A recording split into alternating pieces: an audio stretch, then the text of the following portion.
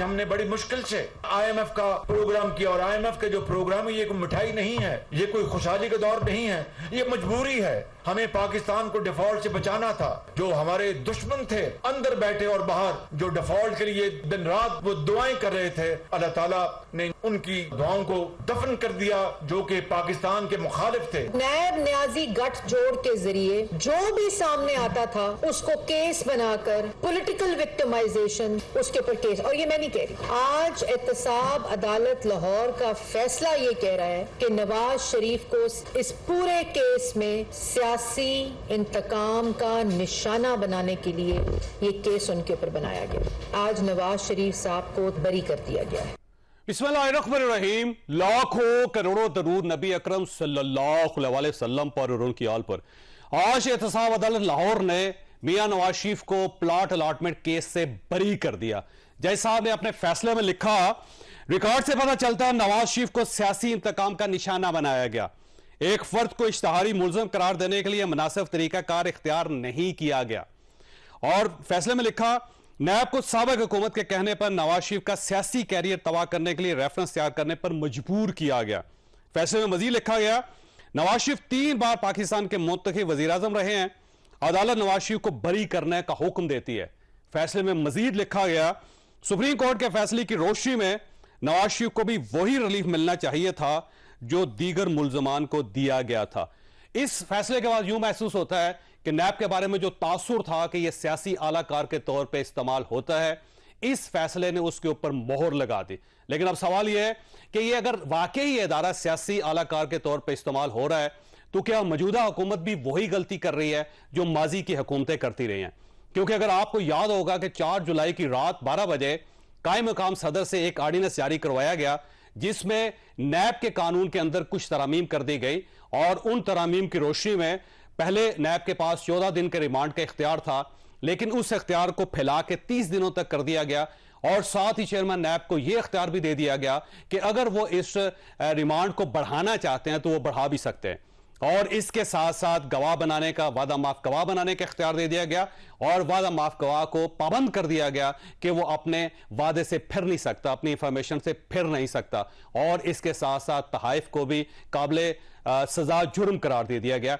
और ये जो तरामीम की गई, इसका मकसद बज़ाहिर यूं महसूस होता है कि सिर्फ एक ही शख्स को गिरफ्तार करना और उसे सजा देना है। अब सवाल यह है कि अगर नैब सियासी आलाकार था और पिछली हुकूमतों को इसका नुकसान बर्दाश्त करना पड़ा, नवाज शरीफ को बर्दाश्त करना पड़ा, मरियम नवाज साहबा को बर्दाश्त करना पड़ा, मियां शहबाज शरीफ साहब को बर्दाश्त करना, शाहिद खाकान अब्बासी साहब को बर्दाश्त करना पड़ा, ख्वाजा साद रफीक साहब को बर्दाश्त करना पड़ा, एहसन इकबाल साहब को बर्दाश्त करना पड़ा और इसके साथ साथ मिफ्ता इस्माइल को बर्दाश्त करना पड़ा, फिर इसाक डार साहब को बर्दाश्त करना पड़ा, आसिफ अली जरदारी साहब को, यूसुफ गिलानी साहब को बर्दाश्त करना पड़ा, तो क्या आज वही हुकूमत इस कानून को तब्दील करके चेयरमैन PTI को इसका निशाना बनाना चाहती है? और अगर ये इंतकाम का सिलसिला इसी तरह जारी रहा तो फिर इसका मतलब ये हुआ कि आने वाले दिनों में भी नैब सियासी आलाकार के तौर पर इस्तेमाल होता रहेगा। इस हुकूमत ने माजी की गलतियों से सीखा क्यों नहीं है? ये एक बहुत बड़ा सवाल है जो हम आज के शो में डिस्कस करेंगे। और इसके साथ साथ हुकूमत की तरफ से बैरूनी सरमायाकारी को पाकिस्तान में दावत देने का मुझे यूं महसूस होता है कि गवर्नमेंट इस पे सीरियस है। एक स्पेशल इन्वेस्टमेंट फैसिलिटेशन काउंसिल बनाई गई है और इस काउंसिल को यह इख्तियार दिया गया है कि किसी भी शक्ल में सरमायाकारों को पाकिस्तान लाया जाए।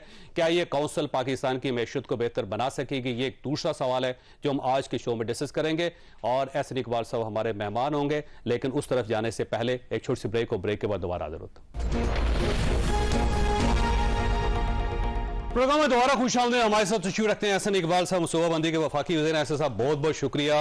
बेसिकली नैब जो है इसमें कोई शक नहीं कि वो हर तरक्की के रास्ते में रुकावट है, फिर सियासी आलाकार के तौर पर इस्तेमाल होता रहा। आप हमेशा ये कहते थे कि नैब के होते हुए पाकिस्तान तरक्की नहीं कर सकता, लेकिन अब आप वही गलती अब आप कर रहे हैं।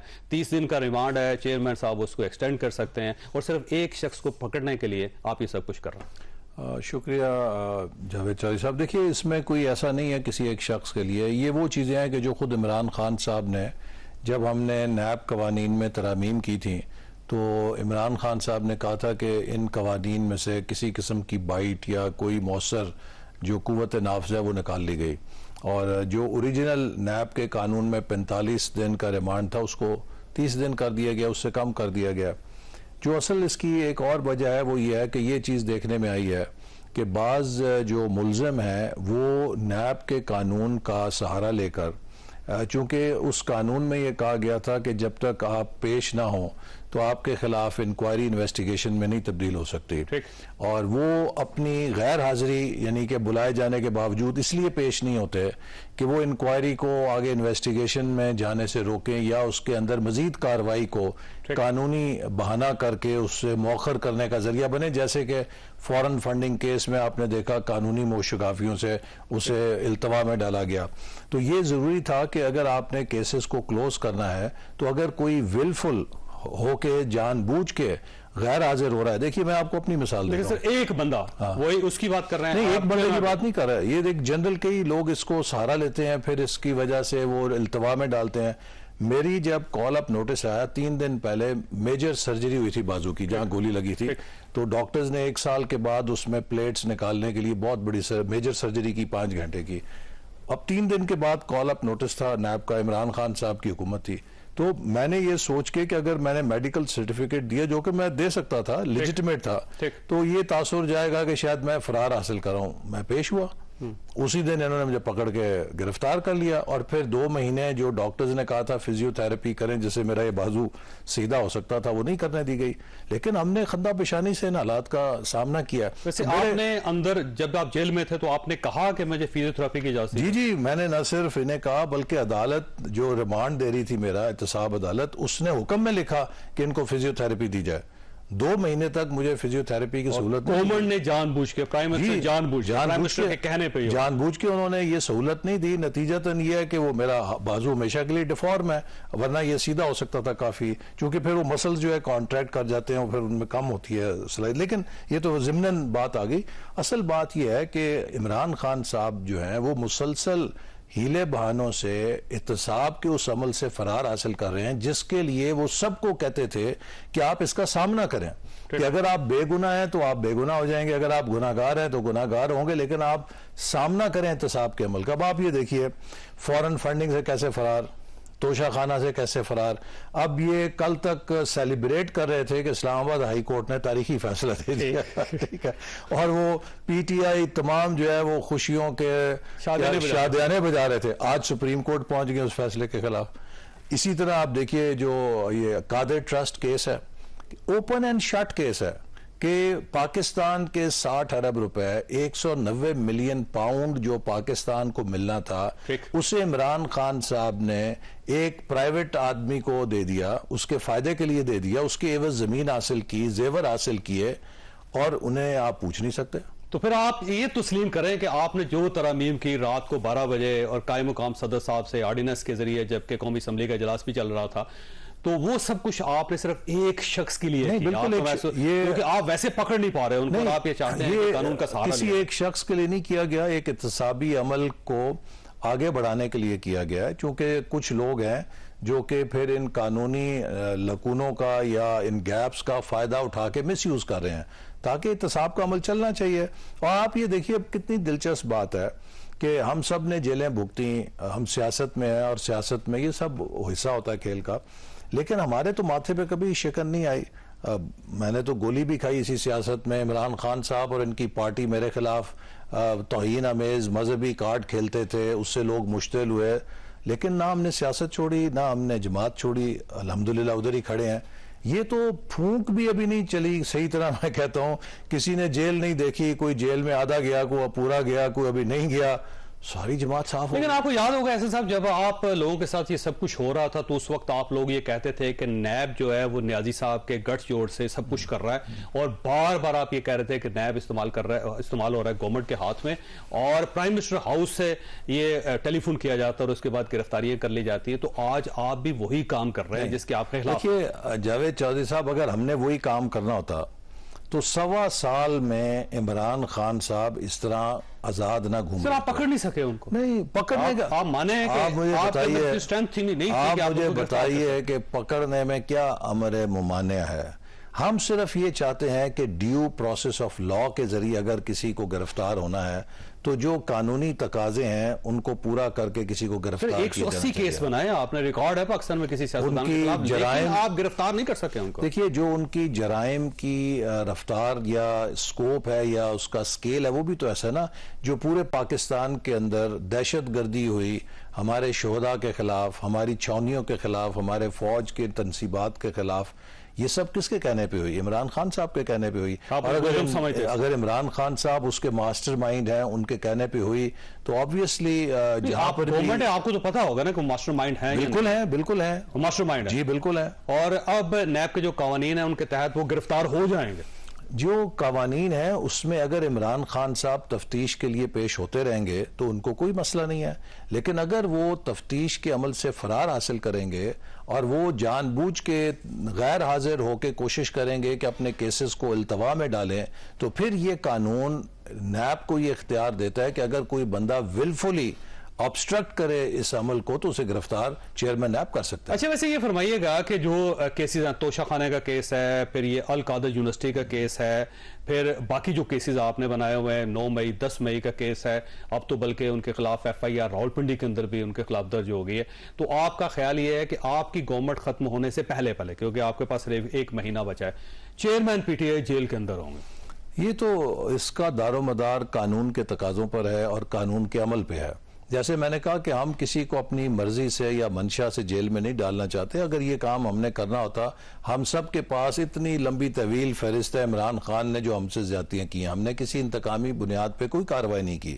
آج اگر عمران خان صاحب قانون کی گرفت میں ہے تو اس کی بنیاد کیا ہے؟ اس کی بنیاد وہ القادر ٹرسٹ ہے کہ جس کے حقائق منظر عام پر آئے اور اس کی ایک شفاف تحقیقات ہو رہی ہیں, اور اگر ان تحقیقات کے نتیجے میں عمران خان صاحب یہ ثابت نہ کر پائے کہ انہوں نے کس بنیاد کے اوپر پاکستانی قوم کا 60 ارب روپیہ ایک پرائیویٹ شخص کو پلاٹس اور زیورات کے عوض اس کا فائدہ دیا ہے, تو یقیناً وہ گرفتار ہوں گے. اگر وہ توشہ خانہ کیس میں ثابت نہیں کر سکے کہ جو انہوں نے بوگس اور جعلی رسیدیں دی ہیں وہ کس بنیاد پہ دی ہیں, اور اگر انہوں نے ثابت کیا کہ وہ اصلی رسیدیں تھیں تو پھر وہ صاف ہو جائیں گے, لیکن اگر وہ بوگس رسیدیں نکلیں تو پھر وہ یقیناً اس کے لیے اکاؤنٹیبل ہوں گے. لیکن ایسے سے دیکھیں, آپ کی گورنمنٹ ختم ہو رہی ہے, اس کے بعد کیئر ٹیکر گورنمنٹ ہوگی, اور اگر آپ ایک لیجسٹیمیٹ گورنمنٹ جو ساری سیاسی جماعتوں کی مدد سے بنی ہے, PDM اس کا حصہ ہے, اگر وہ گورنمنٹ گرفتار نہیں کر سکی تو ایک کیئر ٹیکر گورنمنٹ تو گرفتار نہیں کر سکے گی, اس کے پاس مینڈیٹ ہی نہیں ہوگا, اتنی طاقت ہی نہیں ہوگی, تو پھر اس کا مطلب یہ ہوا کہ یہ سارا کیس اگلی گورنمنٹ کے پاس جائے گا. دیکھیے عمران خان کو گرفتار کرنا ہمارا مینڈیٹ نہیں تھا. ہم جس مینڈیٹ کے لیے آئے تھے وہ ملک کی معیشت کو بچانے کے لیے آئے تھے, اور میں سمجھتا ہوں کہ الحمدللہ اس میں ہم کامیاب ہوئے ہیں. اپریل 2022 میں پوری دنیا میں شرطیں لگ رہی تھیں کہ پاکستان کتنے ہفتوں میں سری لنکا بنے گا. آج جب جاوید چودھری صاحب ہم جولائی 2023 میں بیٹھ کے بات کر رہے ہیں تو دنیا کے کسی مرکز میں پاکستان پہ کوئی یہ شرط نہیں لگا سکتا کہ پاکستان ڈیفالٹ کرے گا.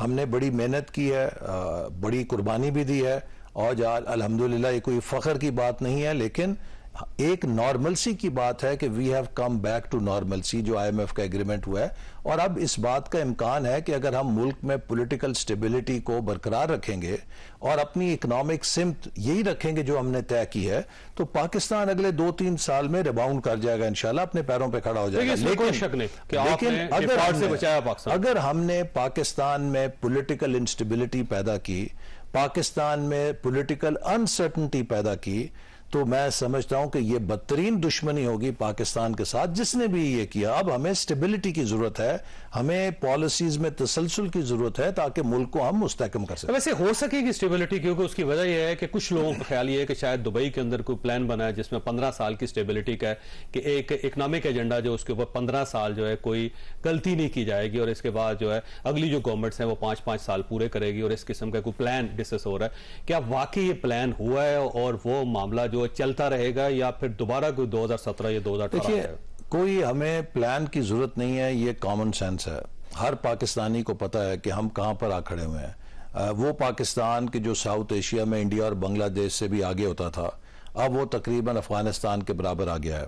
اور اس کی بنیادی وجہ یہ نہیں ہے کہ ہمارے پاس پالیسی, ہم دیکھیں ویژن 2025 ہم نے جو بنایا بہترین پروگرام تھا, چین کے صدر نے اس کا حوالہ دیا اپنی اعلیٰ ترین میٹنگز کے اندر کہ آپ کے پاس بہترین پلان ہے، اور ہم اس پہ عمل کر رہے تھے۔ 2017 تک پرائس واٹر ہاؤس کوپر نے کہا کہ پاکستان 2030 تک ٹاپ 20 اکانومیز میں آ جائے گا۔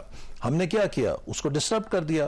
چلیے ہمیں نکالا، اس پلان کو چھوڑ دیا، آپ کوئی متبادل لے آئیں، آپ کوئی اور پلان لائیں۔ اس پلان کو بھی چھوڑا، کوئی متبادل بھی نہیں دیا، صرف ایک ہی پلان تھا، میں نہیں چھوڑوں گا، میں تمہیں نہیں چھوڑوں گا، میں تمہیں نہیں چھوڑوں گا، تم چور ہو، تم ڈاکو ہو۔ دیکھیے چور اور ڈاکو سے ملک ترقی نہیں کرتے۔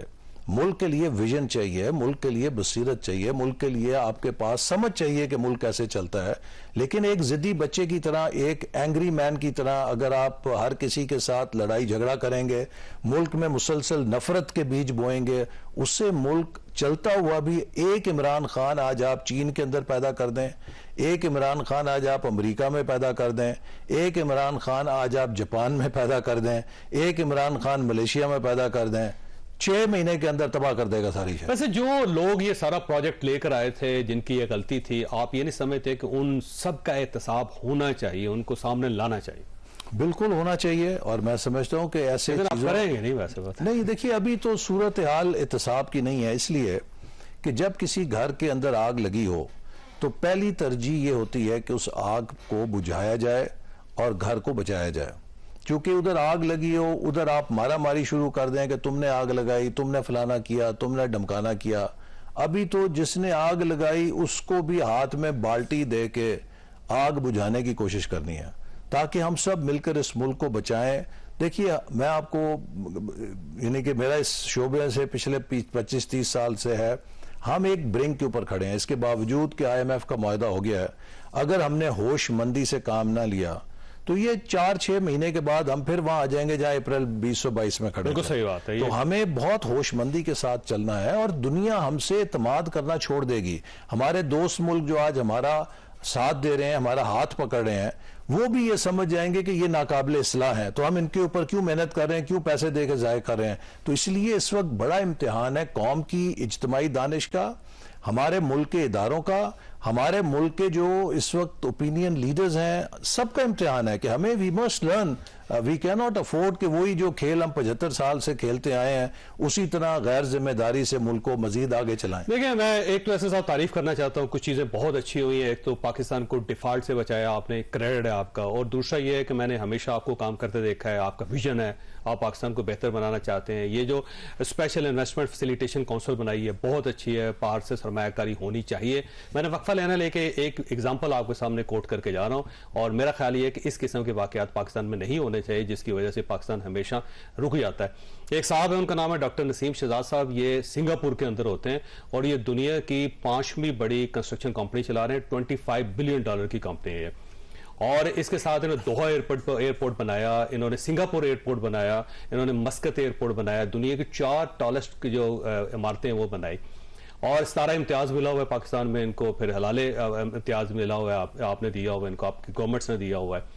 انہوں نے $100 ملین کا ایک پروجیکٹ کراچی میں شروع کیا تھا گورنمنٹ کے کہنے کے اوپر، لیکن آج صورتحال یہ ہے کہ FIA نے ان کے خلاف انکوائری شروع کی ہوئی ہے، وہ ECL کے اوپر ہیں، وہ عدالتوں کے اندر کیس بھگت رہے ہیں، اور وہ پاکستان نہیں آ سکتے۔ اور اگر سرمایہ کاروں کے ساتھ یہ سلوک ہوگا پاکستان کے اندر، تو باہر سے کیوں لوگ آئیں گے؟ ایک سوال ہے آپ کے پاس، چھوٹی سی بریک، اور بریک کے بعد دوبارہ ضرورت پروگرام میں دوبارہ خوش آمدید۔ ایسے صاحب دیکھیں، اس ٹائپ کے ڈاکٹر نسیم شہزاد صاحب جیسے لوگ جو پاکستان کا میرا خیال ہے کہ بہت بڑا نام ہے، دوسرے ملکوں میں جا کے $25 بلین جیسے پروجیکٹ کرنے، بڑی کمپنیز بنانی، 6 ایئرپورٹس یہ انڈیا کے اندر بنا چکے ہیں، اور انڈیا نے ان کو ایسا ویزا دیا ہوا کہ کسی وقت بھی انڈیا کے اندر لینڈ کر سکتے ہیں، جبکہ انڈیا پاکستان کو ویزا نہیں دیتا پاکستانیوں کو۔ لیکن جو پاکستان کے اندر اس جیسے لوگوں کے ساتھ ہوتا ہے تو ظاہر پھر سرمایہ کاری کیسے ہوگی؟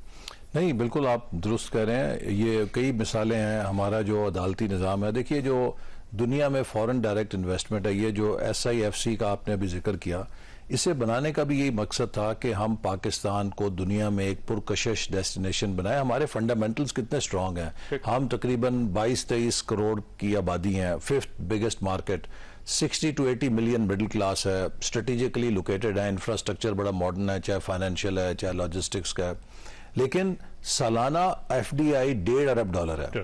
افسوسناک۔ ویتنام ہم سے آدھا ہے، 10 کروڑ آبادی ہے، 28 سے 30 ارب ڈالر سالانہ FDI جاتی ہے۔ حد یہ ہے کہ میانمار جو ہے اس میں بھی 4 سے 5 ارب ڈالر FDI چلی جاتی ہے. تو کیوں پاکستان میں نہیں آتی؟ بنیادی طور پہ 2 وجوہات ہیں. ایک پولیٹیکل انسٹیبلٹی جس کی وجہ سے پالیسی انکنسسٹنسی، سرمایہ کار کو یہ نہیں پتا کہ کل کیا ہوگا، میں آج آ جاؤں کل پتہ نہیں کیا ہو جائے گا. دوسرا ہمارا لیگل سسٹم. دیکھیے ہم نے جو ریکو ڈیک کا تماشا بنایا کہ دنیا میں کوئی مثال نہیں کہ کسی ملک کو اللہ تعالیٰ نے اربوں ڈالر کی، کئی 100 ارب ڈالر کے معدنیات دیے ہوں، تانبا دیا، سونا دیا ہو، ٹھیک ہے، اس سے $1 وہ کمائے بغیر 9 ارب ڈالر کا توق گلے میں ڈال کے بیٹھ جائے. یعنی کہ عالمی عدالت انصاف میں کیس چلنا شروع ہے. مقصد ہے کہ اس کی پوری انسانی تاریخ میں مثال نہیں ملتی. And the credit goes to our judiciary. اس قسم کے جو فیصلے ہیں وہ ملک کی قسمت کے ساتھ تباہی کر دیتے ہیں. اور میں سمجھتا ہوں کہ ہماری عدلیہ جب بھی یہ سمجھ آئے گی کہ اس کا کام انصاف کرنا ہے، اس کا کام سیاست کرنا نہیں ہے، اس کا کام ملک کی سیاست میں تلاطم پیدا کرنا نہیں ہے، اگر اس کے فیصلوں سے ملک کے اندر تلاطم پیدا ہو رہا ہے تو وہ انصاف نہیں کر رہے، وہ سیاست کر رہے ہیں. سر میرا آپ کو مشورہ ہے کہ اسپیشل انویسٹمنٹ فیسیلیٹیشن کونسل جو ہے نا، کم از کم اس کو کور دے دے آئینی، کہ اس کے تحت جب کوئی سرمایہ کاری ہو پاکستان کے اندر تو اس کی لیٹیگیشن نہیں ہونی چاہیے، کسی عدالت میں وہ کیس نہیں چلنا چاہیے، نہ پولیس کو عمل دخل ہو، نہ FIA کا. آپ یہ کر لیں، لیکن اگر عدالت کے اندر خود سری ہو تو وہ کہیں گے کہ جی ہمیں کوئی چیز روکتی نہیں ہے، ہمارے لامحدود اختیارات ہیں، ہم سو موٹو نوٹس لے رہے ہیں، آپ کیا کریں گے اس کا علاج؟ یہ تو اب جہاں ہم کھڑے ہیں، میں بڑے ادب کے ساتھ کہنا چاہتا ہوں کہ چاہے ہماری اسٹیبلشمنٹ ہے، چاہے ہمارے سیاستدان ہیں، چاہے ہماری عدلیہ اور جج صاحبان ہیں، ہم سب کو بڑی ذمہ داری کا مظاہرہ کرنا ہے اور اپنے اندر گریبان میں جھانکنا ہے کہ ماضی میں ہمارے کس رویے سے ملک یہاں تک پہنچا ہے. اگر ہم وہی کچھ کریں گے جو پہلے کرتے آئے ہیں تو وہی کچھ ہوگا جو پہلے ہوتا رہا ہے، لہٰذا ہم افورڈ نہیں کر سکتے. تو اس لیے میں آپ سے اتفاق کرتا ہوں، اور اس کیس کا جو آپ نے حوالہ دیا ہے میں خود اس کا نوٹس لوں گا، دیکھوں گا، کیونکہ ہمارا تو مقصد ہے کہ ہم جو بیرون ملک مقیم پاکستانی ہیں اور خاص طور پہ انٹرنیشنل انویسٹرز، ان کو انکریج کریں کہ اب وقت ہے کہ پاکستان کے لیے ایک پازیٹیو سینٹیمنٹ ہوا ہے. IMF ایگریمنٹ کے بعد آپ دیکھیے اسٹاک مارکیٹ اوپر جا رہی ہے، ہمارا روپیہ مستحکم ہو رہا ہے، ایک پاکستان کی پازیٹیو وائب پیدا ہوئی ہے. اب اسے ہمیں خراب نہیں کرنا. اگر پاکستان کے اندر پاکستانی یعنی اوورسیز پاکستانی اگر انویسٹمنٹ نہیں کریں گے تو باہر کی کمپنیاں نہیں آئیں گی. جی ان سب کو بلانا ضروری ہے سر. دیکھیے اس کی سیکوینس ہوگی، سب سے پہلے آپ کا مقامی انویسٹر انویسٹ کرے گا، پھر اس کے بعد پھر اوورسیز انویسٹر آئے گا، پھر آپ کا فورن انویسٹر آئے گا. جس ملک کا اپنا شہری انویسٹمنٹ نہیں کرے گا اس ملک میں فورن انویسٹر کیسے آئے گا؟ تو لہٰذا سب سے پہلے ہمیں اپنے پیسوں کو پاکستان میں موبلائز کرنے کے لیے اقدامات کرنے ہوں گے کہ جو لوگوں نے پیسے چھپائے ہوئے ہیں تہہ خانوں کے اندر، جو لوگوں نے پیسے کہیں اور چھپائے ہوئے ہیں، وہ ہم ایسے حالات پیدا کریں کہ لوگ بلا خوف و خطر ان کو انویسٹ کریں پاکستان کے اندر. اسی طرح جو بیرون ملک مقیم پاکستانی ہیں ان کی فیسیلیٹیشن کریں، ان کو پروٹیکشن دیں، یہاں پہ کوئی ان کی سرمایہ کاری کو مسٹریٹ نہیں کرے گا. اور پھر جو انٹرنیشنل انویسٹر ہیں، ملٹی نیشنلز ہیں، بڑی بڑی کمپنیز ہیں، ان کو لے کر آئیں تاکہ ہمارے وہ سیکٹرز جو انڈر ڈیولپڈ ہیں وہ ڈیولپ ہو. اب دیکھیے کہ یہ جو مائننگ کا پروجیکٹ ہے ریکوڈیک کا، اس میں دنیا کی سب سے بڑی مائننگ کمپنی آئی ہے، اس کے آنے سے دیگر کمپنیوں کو ایک راہ نظر آئے گی. جیسے سی پیک میں جب چائنیز کمپنیز آئیں اور چائنا آیا تو دنیا نے یہ دیکھا بھی چائنا جو ہے پاکستان چلا گیا ہے تو وہ کون سی سونے کی کان ہے جو انہیں نظر آ گئی ہمیں نظر نہیں آئی، تو پاکستان کی طرف لوگوں نے رخ کرنا شروع کر دیا. لیکن 2018 کے بعد ہم نے کیا کیا؟ ہم نے سی پیک کو سکینڈلائز کیا، اور وہ چائنیز انویسٹر جنہوں نے پاکستان میں آ کے دفاتر کھول لیے تھے، وہ یہاں سرویز کر رہے تھے کہ ہم کہاں انویسٹمنٹ کر سکتے ہیں، ہم نے اپنے ہاتھوں سے انہیں ویتنام، کمبوڈیا، لاؤس کی طرف بھگا دیا کہ ہمیں آپ سے دلچسپی نہیں ہے.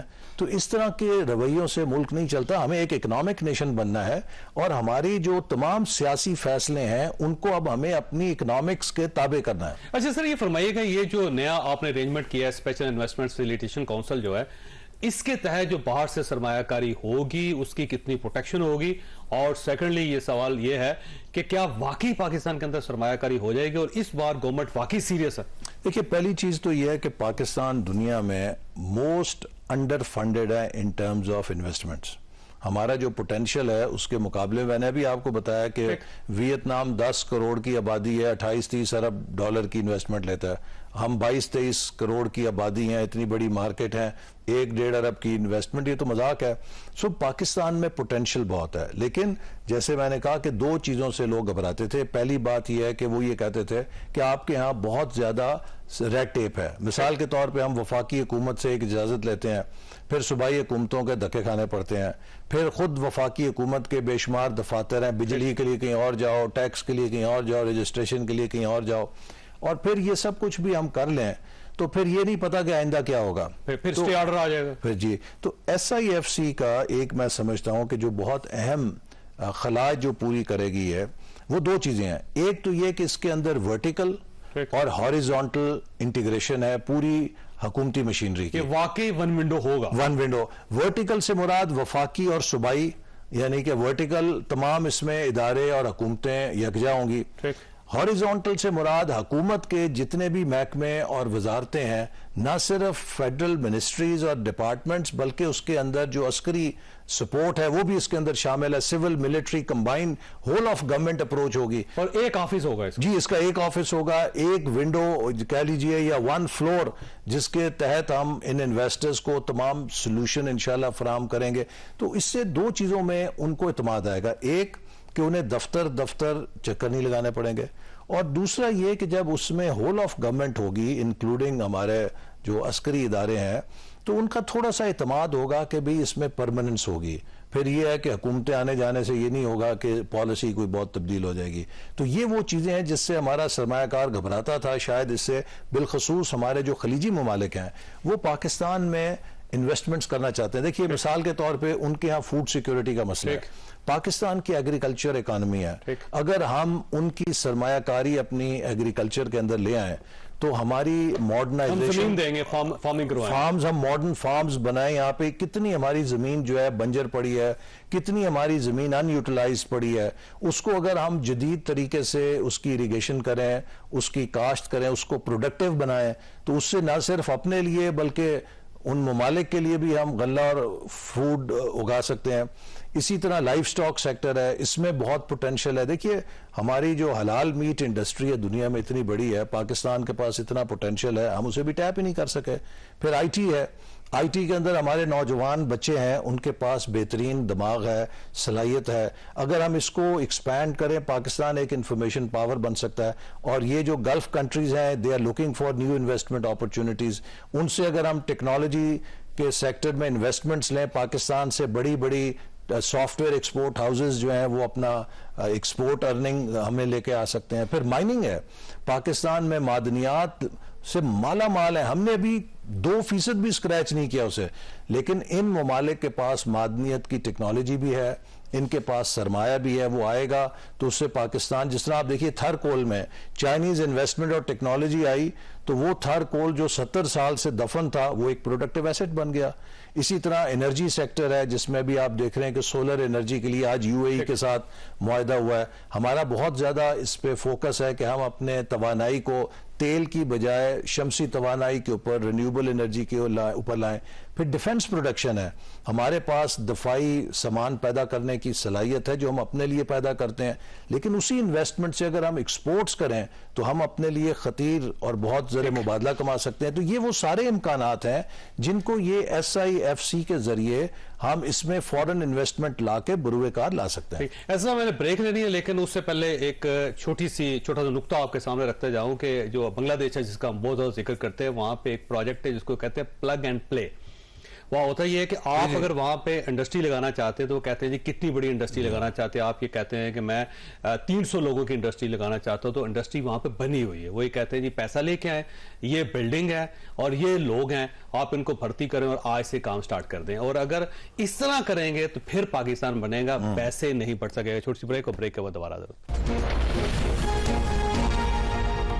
پروگرام میں دوبارہ خوش آمدید. ایسے صاحب یہ دیکھیے کہ اب آپ کی گورنمنٹ تو ختم ہو رہی ہے, میرا خیال ہے 1 مہینے بعد گورنمنٹ ختم ہو جائے گی, لیکن الیکشنز کے بارے میں پوری دنیا کا ڈاؤٹ ہے.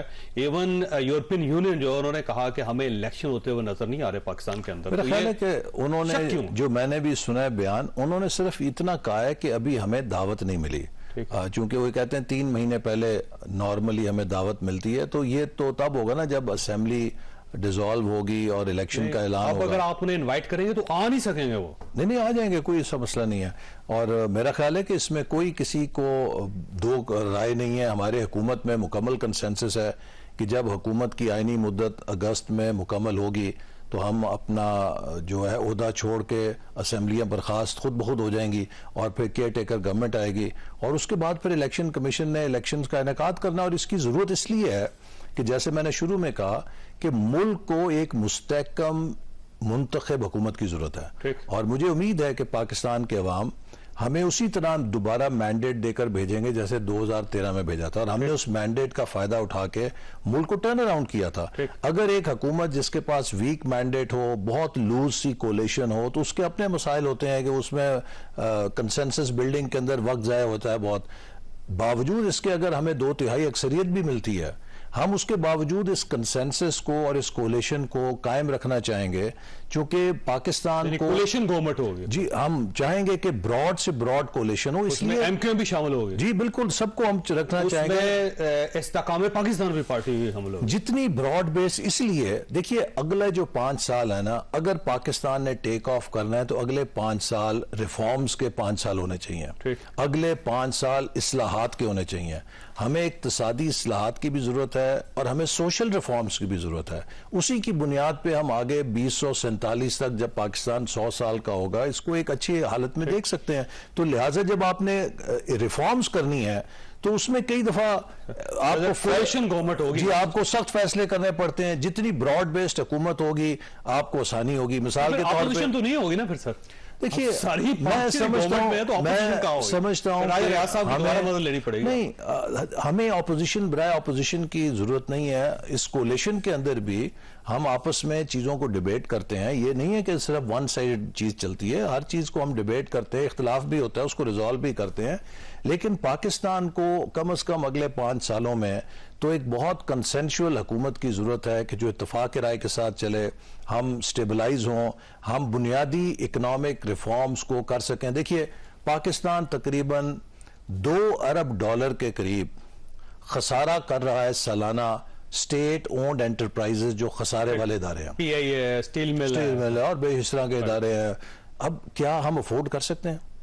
پاکستان اسی طرح تقریباً 100 ارب سے لگ بھگ 80-100 ارب بجلی کے اندر ہے. آپ کے کئی علاقے ہیں کہ جہاں پہ 60%، 50%، 45% سے زائد بجلی کے بل ہی نہیں اکٹھے ہوتے. اس کی قیمت کون ادا کر رہے ہیں؟ میں مثال کے طور پہ میرا تعلق ناروال سے ہے. ہماری وہ جو ڈسکو ہے، گیپکو ہے، ہمارے ڈویژن گجرانوالہ میں 100% کلیکشن ہے. لیکن ہم لوگ پے کر رہے ہیں وہ بجلی کے بل جہاں پہ چوری ہو رہی ہے، اس کا بوجھ ہم پہ پڑ رہا ہے. کیوں؟ پاکستان میں سب کو برابر کا بوجھ پڑنا چاہیے. آپ اگر بجلی کو مہنگا کرتے جائیں گے چوری کو ریکور کرنے کے لیے تو اتنا چوری کرنے کا انسینٹیو بڑھ رہا ہے چونکہ بجلی انافورڈیبل ہو رہی ہے. تو لہٰذا اس پہ ایک نیشنل کنسنسس کی ضرورت ہے کہ اگر آپ نے بجلی لینی ہے تو بجلی کا بل دیں. یہ چوری کو بند کرنا ہے. اگر یہ بند کرنا ہے تو اس کے لیے آپ کو ایک براڈ کنسنسس کی ضرورت ہے. آپ اگر ایک کولیشن گورنمنٹ بنائیں گے تو کیا اس کے اندر پی ٹی آئی کی گنجائش بھی ہوگی؟ اگر P T I us reform ایجنڈے کو سپورٹ کرے گی تو ویلکم کیوں نہیں. دیکھیے نا اس وقت آپ کو خان صاحب کے ساتھ بیٹھنا پڑے گا. نہیں، اگر تو خان صاحب ایک مثبت ایجنڈے کے ساتھ آئے. خان صاحب کا پرابلم کیا ہے؟ خان صاحب یہ کہتے ہیں کہ مائی وے اور ہائی وے، ٹھیک ہے، یا میں ہوں یا کچھ بھی نہیں ہے. دیکھیے پلورلزم جو ڈیموکریسی کی اگر اپنے آپ کو ٹھیک کر لیں تو آپ گنجائش پیدا کر سکتے. پہلے تو ان کو جو کچھ انہوں نے کیا ہے اس کے لیے جواب دینا چاہیے.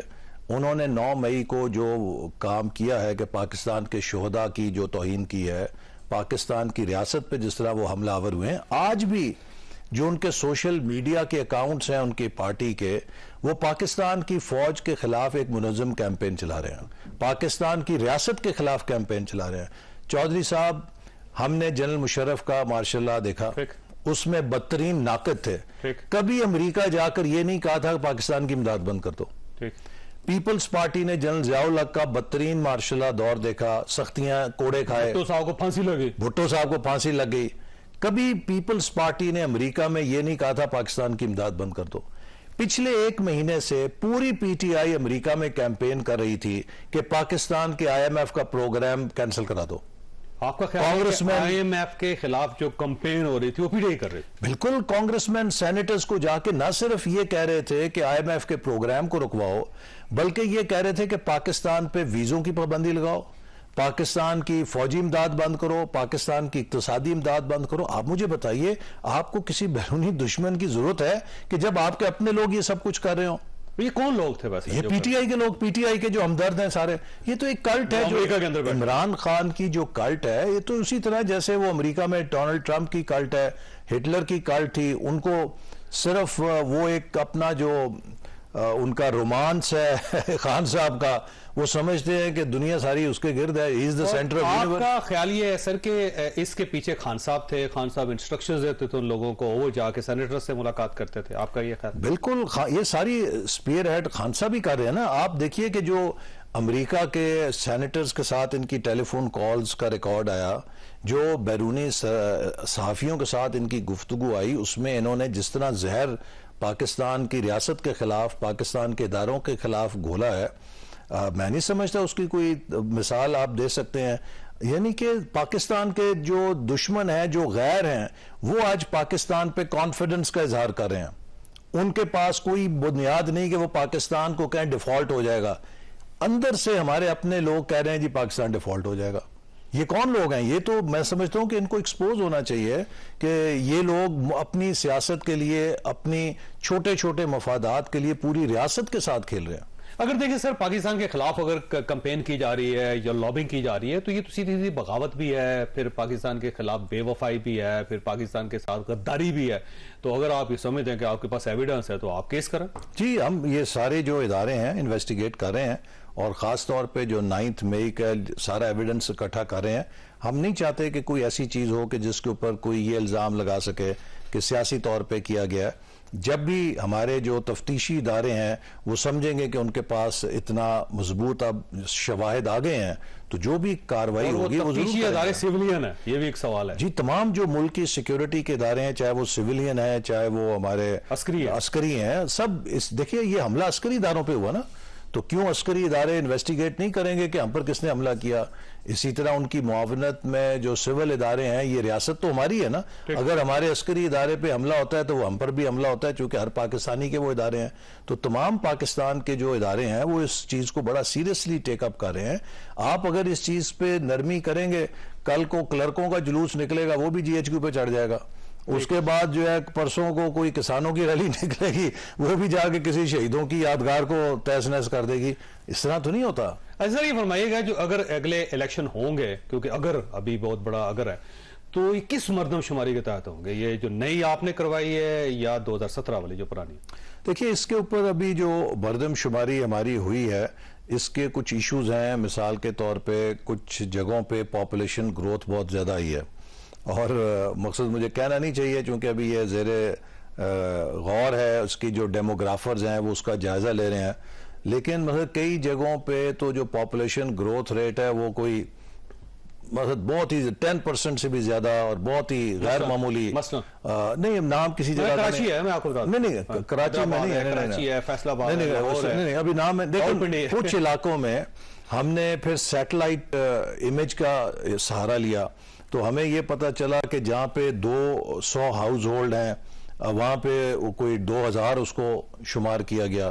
کیونکہ ٹیکنالوجی کا فائدہ ہے نا، ایک تو یہ ہے کہ ہم نے یہ سارے ٹیبز کے ساتھ کیے، وہ ہمارے جو کمپیوٹر تھے لیپ ٹاپ ٹائپ کہہ لیجیے ان کے ساتھ. دوسرے ہم نے اسپارکو سے سیٹلائٹ امیجری بھی اس دفعہ لی، تو ہمارے لیے بڑا آسان ہے کہ ہم تصدیق کر سکیں کہ کہاں پہ اوور ایسٹیمیشن ہوئی ہے، اوور کاؤنٹنگ ہوئی ہے. تو گڑبڑ ہوئی ہے اس کے اندر مردم شماری؟ نہیں، کچھ جگہوں سے اوور کاؤنٹنگ کی ہمیں ہے، یعنی اوور کاؤنٹنگ جان بوجھ کے کی گئی. یہ اب پتہ چل جائے گا، لیکن اس کو اب وہ جائزہ لے رہے ہیں. تو لہٰذا حتمی نتائج جب تک اس کے ٹیبولیٹ نہیں ہوتے، اس کے بعد آپ کو 4 مہینے چاہیے ہوتے ہیں حلقہ بندی کے.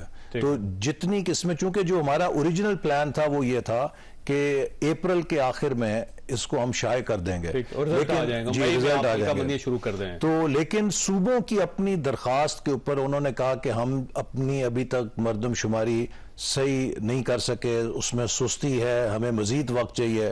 صوبوں کی ماں کے اوپر ہمیں اس کو ایکسٹینڈ کرنا پڑا، اور اس ایکسٹینڈ کو چانس یہ ہے کہ پرانی مردم شماری. جی اب مجھے لگتا ہے کہ ہم بہت کلوز ہو گئے ہیں، چونکہ اگر ہم اب نئی مردم شماری کو بنیاد اگر بنائیں گے تو پھر ہمیں اس آئینی مدت کے اندر انتخاب کرنا اور حلقہ بندی کرنا تقریباً ناممکن نظر آتا ہے۔ تو اس کا مطلب پرانی مردم شماری جی وہ تو سٹینڈ کرتی ہے، امکان ہے، اس کا امکان ہے کہ اگر یہ وقت کے اوپر مزید نہ ہو سکی۔ لیکن سر سپریم کورٹ آف پاکستان کا فیصلہ بھی ہے، حکومت پاکستان کا بھی فیصلہ ہے، اور اگر آپ اس فیصلے کو ڈیویٹ کرتے ہیں تو ڈیفینیٹلی پھر کوئی آدمی چیلنج کر سکتا ہے اس الیکشن۔ نہیں، وہ تو یہ ہے نا کہ جو فیصلہ یہ ہے کہ جو نوٹیفائیڈ سینسس ہے اس کے رزلٹ کے اوپر حلقہ بندی ہوتی ہے اور اسی کے اوپر الیکشن ہوتا ہے۔ اگر یہ نئی مردم شماری وقت کے اوپر نوٹیفائی ہو جاتی تو کوئی اس میں چانس نہیں تھا، لیکن جیسے میں نے کہا کہ صوبوں کی اپنی درخواستوں پر اسے ایکسٹینڈ کرتے رہنا پڑا، اور آج اگر جولائی کے اینڈ میں ہم اسے کرتے ہیں تو آپ 4 مہینے لگا لیں، اگست، ستمبر، اکتوبر، نومبر، تو وہ نومبر میں جا کے اگر حلقہ بندی کریں گے تو اس کے بعد الیکشن کا 2024 میں چلا جائے گا، آگے چلا جائے گا۔ عزیز صاحب آپ کا بہت بہت شکریہ، خواجہ صاحب آپ نے گفتگو سنی، فیصلہ آپ نے خود کرنا ہے، اللہ تعالیٰ آپ اور آپ کے اہل خانہ کو ہر قسم کی مصیبت سے محفوظ رکھے۔ اللہ حافظ۔